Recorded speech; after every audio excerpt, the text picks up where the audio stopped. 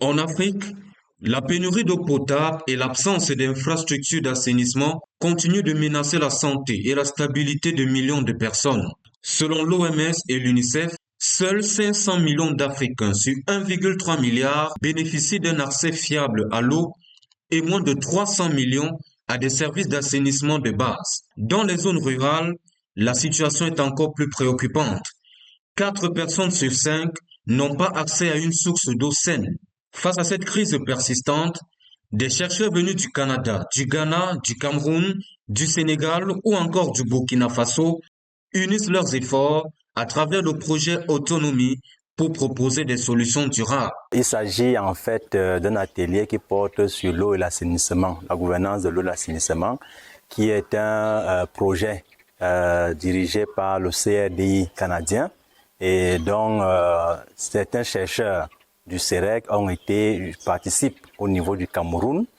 Cet atelier aujourd'hui, nous travaillons sur la méthodologie du projet, à savoir tout ce qui a créé comme boîte à outils, tout ce qui a créé comme questions, les questions aux décideurs, les questions aux institutions, mais aussi les questions aux différents ménages. Réunis au 31 juillet 2025 à Yaoundé, lors d'un atelier méthodologique, ces experts ont dressé un état des lieux sans concession. Au Cameroun, par exemple, la production d'eau potable varie entre 650 000 et 800 000 mètres cubes par jour, selon les chiffres de la CamWater.